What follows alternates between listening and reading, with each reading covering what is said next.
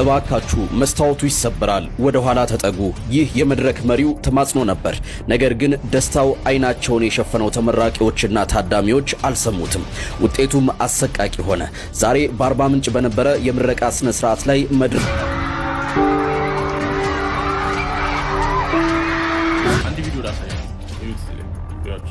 ወንድ ጠፍቶ ሴቶቹ ባል ለማግኘት ተቸግረዋል። በላቲቪያ ከፍተኛ የሆነ የወንድ እጥረት ማጋጠሙ ተነገረም። ምን እየሰራ ነው የዛሬው ወጣት? ከሞላ ጎደል ከጥቂቶቹ በስተቀር አንዳንድ ጊዜ የክርስትና ደሴት በሚባለው የክርስትና አካባቢ በሚባለው እንኳን መልኩን እየቀየረ ባላስፈላጊ አደንዛዥ እጽ መስከር ተጀምሯል። ደግሞ ለአርሲ ዞን ለጸጥታ ኃላፊ ኮማንደር ስንታየው ጥላውን ያው ከዚህ ያለበሱ አባታችን እዚህ የስተን እናመሰግናለን። ቆዩ አንድ ጊዜ ኮማንደር ስንታየው ስላስጨፈጨፍከን እናመሰግንሃለን። ኦርቶዶክሳውያንን ሰብሰብ አድርገህ ሲታረዱ ዝም ብለህ ስላየህ እጅግ በጣም ደስተኞች ነንና በአውደ ምሕረቱ ላይ የክብር ሽልማትን እንሸልምሃለን። እንኳን ደስ አለህ፣ እንኳን አብሮ ደስ አለን፣ እንኳን ደስ አላችሁ። መልእክቱ ይሄው ነው አይደለም? ቅኔው ይሄ ነው። 9 ረቡዕ ለመብላት 28 ማክሰኞ በራሱ ጾም ነው። መዝሙራችን ነው የሚያሳብቀው። የኔ ተለየ፣ የኔ የግሌ መድኃኒቴ፣ የኔ ጌታ፣ የኔ ሳልፊሽ መዝሙሩ ራሱ የኔ ያንቺ ምን ጠፍጥፈሽ የሰራሽው ነው። ብንሰርክም ባንሰርክም እንኳን ክርስቲያን ሆን መሬቴ እንኳን ኦርቶዶክስ ሆን። ሰብስክራይብ ለምንድን ነው የማታደርጉት? አሁን አድርጉ። መስታወቱ ስለሚሰበር እባካችሁ እንዳትወርቁ ወደኋላ ሂዱልኝ። እባካችሁ መስታወቱ ይሰበራል፣ ወደ ኋላ ተጠጉ። ይህ የመድረክ መሪው ተማጽኖ ነበር። ነገር ግን ደስታው አይናቸውን የሸፈነው ተመራቂዎችና ታዳሚዎች አልሰሙትም። ውጤቱም አሰቃቂ ሆነ። ዛሬ በአርባ ምንጭ በነበረ የምረቃ ስነ ስርዓት ላይ መድረክ መሪው ደጋግሞ አስጠንቅቆ ነበር። ሆኖም ማስጠንቀቂያው መሬት አልወደቀም። ከፍታው ላይ ተሰባስበው የነበሩት ሰዎች የተደገፉት መስታወት በድንገት በዚህ መልኩ ተደርምሶ ቁልቁል ወደ መሬት ተፈጠፈጡ። በአደጋው ምክንያት በበርካታ ሰዎች ላይ ቀላልና ከባድ የአካል ጉዳት ደርሷል። እስካሁን ባለው መረጃ በአርባ ምንጭ በሚገኙ የጤና ተቋማት ከ19 በላይ የሚሆኑ ተጎጂዎች የሕክምና እርዳታ እየተሰጣቸው ይገኛል። የደስታው ቀን በአንድ አፍታ ወደ ሰቆቃ ተቀይሯል። መዘናጋት ዋጋ ያስከፍላል። እንዲህ አይነት አደጋዎች በሌሎችም ቦታዎች እንዳይደገሙ ሁላችንም ጥንቃቄ ማድረግ አለብን። የተከሰተውን ሙሉ ቪዲዮ ለማየት በቴሌግራም ቻናላችን ይግቡ። ለተጎጂዎች ፈጣሪ ምህረቱን ይላክላቸው። መልካም ጊዜ። አንድ ቪዲዮ ላሳያችሁ። ይዩት ድጋሚ ላሳያችሁ። ያችሁ እንደዚህ ከህንጻው ላይ ወይም ደግሞ ከፎቁ ላይ እንደዚህ የወረዱት ሰዎች ናቸው። የአርባ ምንጭ የጤና ሳይንስ ኮሌጅ ተመራቂ ተማሪዎች ነው። አደጋው የሚያጋጠመው ዛሬ ቅዳሜ ታህሳስ 25። ወደ ቪዲዮ ከመግባታችን በፊት ሁላችሁም ይሄን ቪዲዮ ሪፖስት አድርጉት። ብዙ ጊዜ ኮፒ ሊንክ አድርጉት። እስካሁን ፎሎ ያላደረጋችሁ ሰዎች ካላችሁ ፎሎ ማድረግ እንዳትረሱ። እናም የአርባ ምንጭ ጤና ሳይንስ ኮሌጅ በዲግሪና በዲፕሎማ ፕሮግራም ያስመረቃቸውን ወይም ደግሞ ያሰለጠናቸውን ተማሪዎች በሚያስመርቅበት ወቅት ላይ ነው ይሄ አደጋ ያጋጠመው። እናም እዚህ ጋር መስታወት ነበር። ፕሮግራም መሪውም ተደጋጋሚ ጊዜ ሲያስጠነቅቃቸው ነበረ። መስታወቱ ይሰበራል፣ መስታወቱ ይሰበራል። ነገር ግን አልሰሙትም። እንደምትመለከቱት ብዙ ሰዎች ወድቋል። ከዚህ እስካሁንም ድረስ ወደ 30 አካባቢ የሚጠጉ ሰዎች ላይ ጉዳት ደርሷል። የአዲስ አበባው የአላፋት ዝማሬ እንደምትመለከቱት መስቀል አደባባይ ላይ ዛሬ የኔ ወፎች ሄደው ቀርጸው ልከውልኛል። በጣም በሚገርም ሁኔታ ስቴጁ እየተሰራ ነው። የነ ማይክል ጃክሰንን የነ ማዶናን የነ ማንተስን የነ ዊትኒ ሂውስተን የሚያስንቅ ስቴጅ እየተሰራ ነው። በጣም ደስ ይላል። የናይት ክለቦችን ላይት ሁላ እንደሚጠቀሙን የሰማሁት። ስቴጁ በጣም ደስ ይላል። ዘማሪዎቻችን ስቴጁ ላይ ነው የሚቆሙት። ከዛ የኛ የካሴት መዝሙሮች፣ የኛ የድርሰት መዝሙሮች ሰላም ለኪ ሰላም ለኪ ለነዋመሩ እንትኖች የኔን ዝማሬ ይዘምራሉ። አምላክ ሰው ሆነ፣ ሰው አምላክ ሆነ፣ በድንግል ማርያም ተከናወነ። እሱ የኔ መዝሙር ነው። ፈቅጄላችኋለሁ። እንጀራ ይሁናችሁ፣ ህዝብ ይባረክበት። ፈቅጄላችኋለሁ። የራሴ መዝሙር ነው እና ይሄን ስላችሁ የሚነስራችሁ ሰዎች እንዳላቃለሁ። ሊቀሊቃውንቶች በተለይ የዘንድሮ ሊቀሊቃውንቶች አሉ። በጣም ስማርት ናቸው የዘንድሮ ሊቀሊቃውንት እና እንትን ትላላችሁ። ግን አዘምራችኋለሁ። እኔ ዘመዴ አዘምራችኋለሁ። በጣም ከባድ ሚዛን ነኝ። እኔ ራሴን አላሻሻጥኩም እንጂ እስቲ እንመልከተው። በዲጄ ነው የሚሰሩት ደግሞ ዛሬ በእውነት በጣም ነው ደስ ያለኝ። እስቲ እንስማው።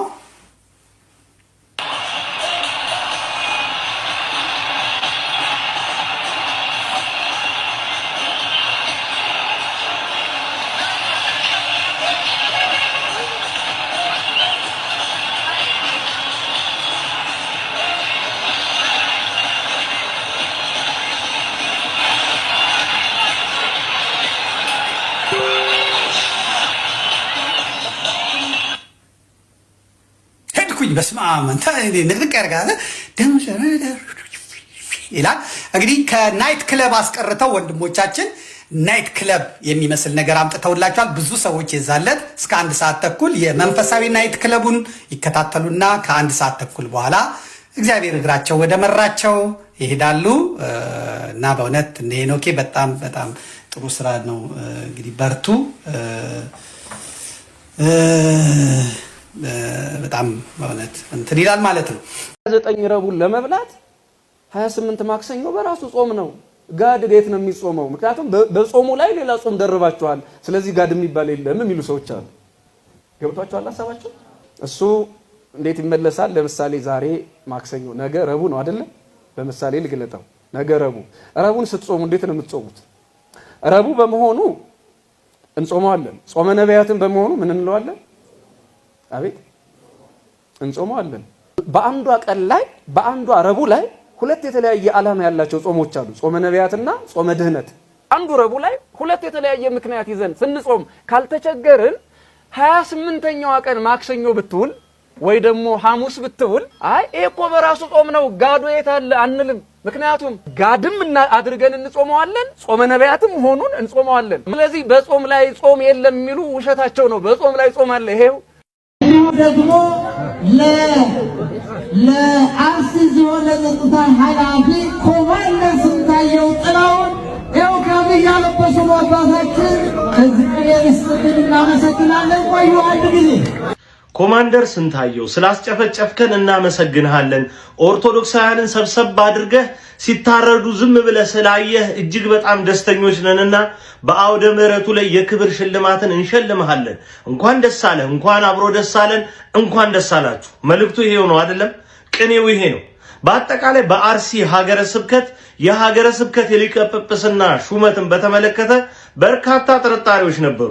ይሄው በእንደዚህ አይነት ገጽታ ግንባታና ባለፈ ታሪክ ምንም ነገር አልሆነም፣ ኦርቶዶክሳውያን አልተገደሉም የሚለውን ማጠናከሪያ ይኸውላችሁ ማር ተለውሶ ኮሶ አይነት ነገር ማለት ነው እየሰጡን ነው የሚገኙት። በነገራችሁ ላይ በዛ አካባቢ የሚደረግ ጭፍጨፋ የቀድሞ ሀገረ ስብከት ሊቀ ጳጳስ አቡነ ያሬድ አይደሉም። በቸልታ ማለፋቸው እንደ ጥፋት ካልታየ በስተቀር እዛ አካባቢ በጽንፈኛ ኃይሎችና በመንግስት የተቀናጀ ጥረት ኦርቶዶክሳውያንን አንገት ለማስደፋት የተደረገ እርድ ነው። ያንን ሰማዕትነት የተቀበልነውም በዚህ አይነት አተያይ። ነገር ግን ያንን ነገር ሌላ አይነት መልክ ለማስያዝ በቤተ ክህነቱ እንደዚህ አይነት ድራማዎች ነው የሚሰሩት። በየትኛውም ጊዜ ላይ ኦርቶዶክሳዊነት ላይ ለሚደርስ ጥፋት በሙሉ ጉሬላው ዳንኤል ክብረት ቤተ መንግስት መኖሩን አትርሱ። ከቤተ መንግስት እስከ ቤተ ክህነት ያለውን የክራር ቅኝት በደንብ አድርጎ ቃይንቶ የሚጫወተው ይሄ አጋሰስ መሆኑ እንድታውቁ ፈልጋለሁ። የሆነች ነገር ባጋጠመ ቁጥር አይምሯችሁ ላይ ዳንኤል ክብረት ይምጣ። ያኔ የትኛው ተንኮል ለምን እንደሚሰራ በምን እንደሚሰራ ይገባቸዋል። በነገራችሁ ላይ የቆሸሸ ፊት በምንም አይነት ሁኔታ ክሬም አይቀባም። አሁን የሚደረገው በቆሸሸው ፊት ላይ ክሬም የመቀባት ስራ ነው። በሁሉ ነገር ተመልከቱ። ክብረ በዓላትን ተመልከቱ። እንደዚህ አይነት የሹመት ጊዜያትን ተመልከቱ። ሁሉም ነገር ችግሮቻችንን ቀባብቶ ለማሳለፍ የሚደረግ ጥረት መሆኑን ታዘቡ፣ እዩ። ዛሬም ትኩረታችን አርሲ ናት። ሰሜንን ለኢየሱስ እንዴ አደባባይ ኢየሱስ አለ። እዛ መካነ ኢየሱስ የሚባል ቤተክርስቲያን ያለው እዛ እኮ ነው። መልካ ኢየሱስ የደረሱ ሰዎች የሚኖሩበት ሀገር እኮ ነው አይደለም? እኛ መልካ ኢየሱስ እኮ ስንደርስ ምንድነው ኢየሱስን እናውቀዋለን ስንል ከራስ ጸጉሩ እስከ እግር ጥፍሩ እኮ ነው። ሰላም ላጽፋር እግር ቀያልን አይደለም? ምንድን በጣም እኮ ይደንቀኛል። ጸጉሩን የምታመሰግን ቤተክርስቲያን ውስጥ እኮ ነው ያለ ነው። እና ኢትዮጵያ ቤተክርስቲያን ራሱ እያንዳንዱን አካላቱን ቆጥራ እያንዳንዱን ለጣቶች ምስጋና ይገባል፣ ለአይኖች፣ ለሽፋሽፍቶች፣ ለቀራንብቲ ከምናምን ለኩላቲ ከያልን ኢየሱስ ክርስቶስን የምናመሰግን ሰዎች ክርስቶስን አታውቁም ማለት በጣም ወንድ ጠፍቶ ሴቶቹ ባል ለማግኘት ተቸግረዋል። በላቲቪያ ከፍተኛ የሆነ የወንድ እጥረት ማጋጠሙ ተነገረም።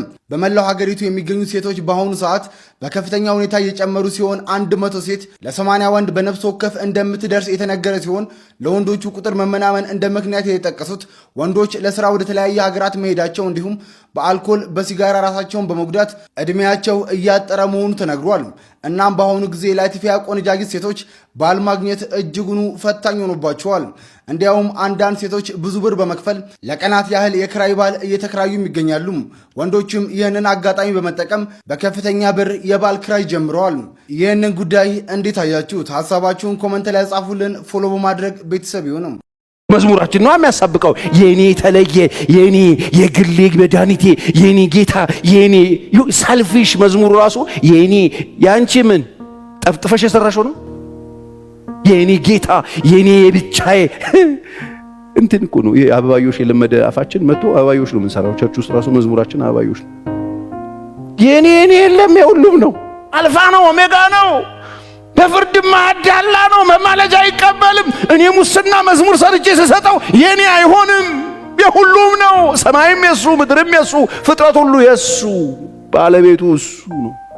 በጣም አጥበባችሁት እግዚአብሔር እንደዚህ እንደ ጠርሙስ አፍ ትንሽ አድርጋችሁ ጠቅጥቃችሁ እናንተ ጠርሙስ ውስጥ እግዚአብሔርን ለመክተት የምትታገሉ ሰዎች ረፉ። በጣም ትልቅ ነው። እኛ ጠርሙስ እኛ ብልቃጥ ውስጥ አይገባ። የኛ አስተሳሰብ ውስጥ መጥቶ አይገባ።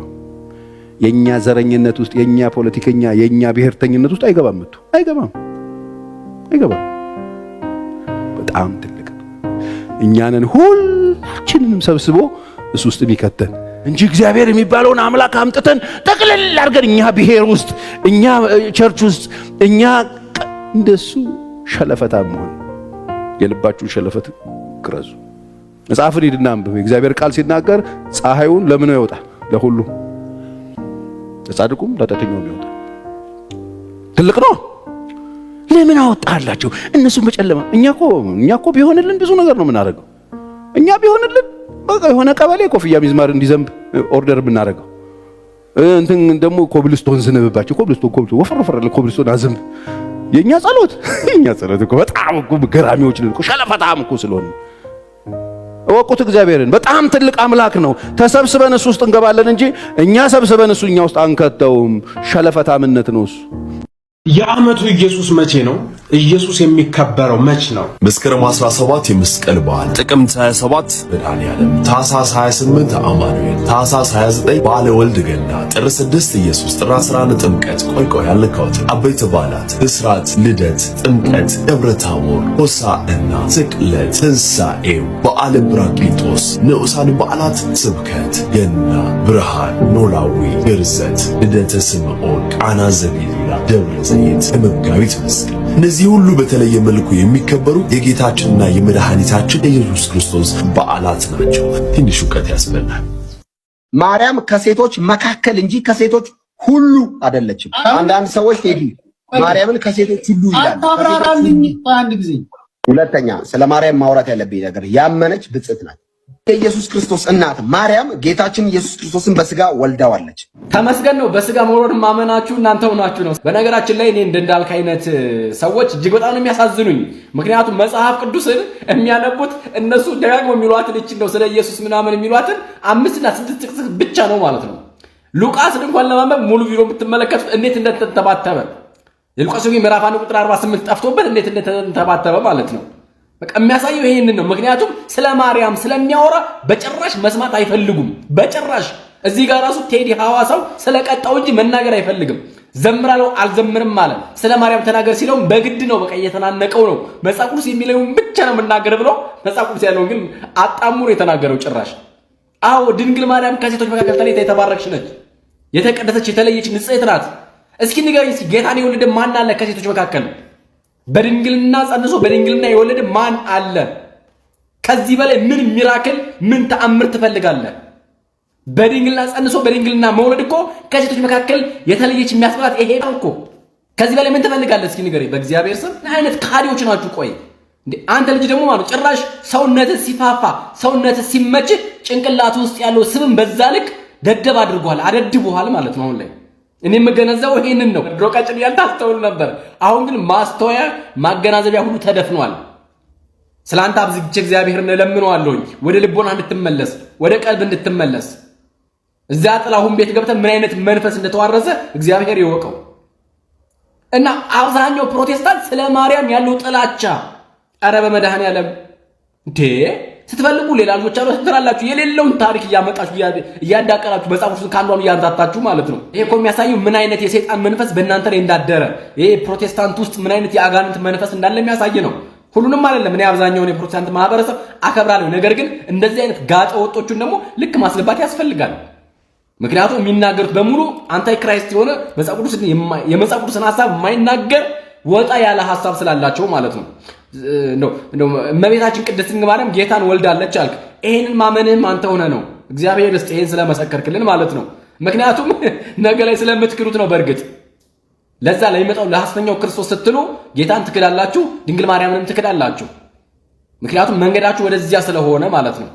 እግዚአብሔር ልቦና ይስጣችሁ። አዎ እመቤታችን ቅድስት ድንግል ማርያም ከሴቶች መካከል የተለየች የተባረከች ነች። ከዛ ያመነች ብጽዕት ነች ያለ ያመነች ብጽዕት ምንት ባይዘው ማለት እጅግ በጣም አደገኛ የሆነች የነሱ አገላለጽ ነች እቺ ያመነች ብጽዕት የምትለዋ ማለት ነው። ብዙ ጊዜ የሚናገሩት ፕሮቴስታንቶች ናቸው። ምክንያቱም አምና ጌታን አምና በቃ ብጽዕት የሆነች ነች እንጂ በቃ እንደው በቅድስናዋ ምናምን አይደለም ሊሏችሁ ስለሚፈልጉ ነው እነዚህ የሚሏት ማለት ነው። ግን ድንግል ማርያም ከድሮም ጀምሮ በቅድስና የኖረች ንጽሕት ነች። መንፈስ ቅዱስ የሞላባት ነች። የሞላባት መንፈስ ቅዱስ የሞላባት። አንተ ቸርች ውስጥ መንፈስ ቅዱስ ሞልቶብኛል እያልክ የምትቀባጥረው አይነት መቀባጠር አይደለም በድንግል ማርያም ሕይወት የነበረው። ግን መንፈስ ቅዱስ ስለሞላባት ነው ጌታን የወለደችው። እጅግ የተለየች ነች። ምክንያቱም በቅድስና የኖረች ስለሆነች ማለት ነው። ይሄን ማመን መቻል አለባችሁ። ኦርቶዶክሳውያን በሌላ ሰመጣሉ እንደተለመደው አካውንቱን ፎሎው ቪዲዮ ደግሞ እጅግ ጋብታችሁ ኮፒ ሪፖስት ዱት ላይክ ፌቨሪት ያደረጋችሁ ሰላም እግዚአብሔር ከሁላችን ጋር ይሁን። ሰላም ያላችሁበት። ከገና ጋር በተያያዘ ጥምቀትና ገና ሮብና ረብ ሲውሉ ለምንድን ነው የምንበላቸው? በሁለቱ ቀናት በጥምቀትና በልደት ቀን ስንጾም እንዳንውል ታዘናል። በፍትሕ መንፈሳዊ አንቀጽ 15 ላይ የተደነገገ ድንጋጌ ነው። ያ የሆነበት ደግሞ ምክንያት ምንድነው? ባህታዊ ከገዳም ወጥቶ ጥሉላት ቢበላ ትርምቱን ትቶ ተው የማይባልባቸው ቀናት ናቸው። ያ ማለት ለምንድን ነው እንደዛ የሚሆነው? የደስታ ቀን ነው። ጌታ ተወለደ፣ ጌታ ተነሳ፣ ተጠመቀ ያልነው የምንናገረውና ጥምቀት ሰማይ ተከፍቶ ገጸ እግዚአብሔር ታይቶ ለሰው ልጅ ትልቅ ደስታ የተፈጸመበት ነው። በዛውም ላይ ወርኃ ትፍሥሕት ማለት ጥምቀት የደስታ መጀመሪያ ናት። ምክንያቱም ከእግዚአብሔር ልጅነት የምንጀምርባት ምስጢር ስለሆነች ነው። ያ ክርስቶስ የተጠመቀበት ጊዜ ደግሞ እኛ የምንጠመቅበትን ውሃ ያከበረበት ቀን ነው።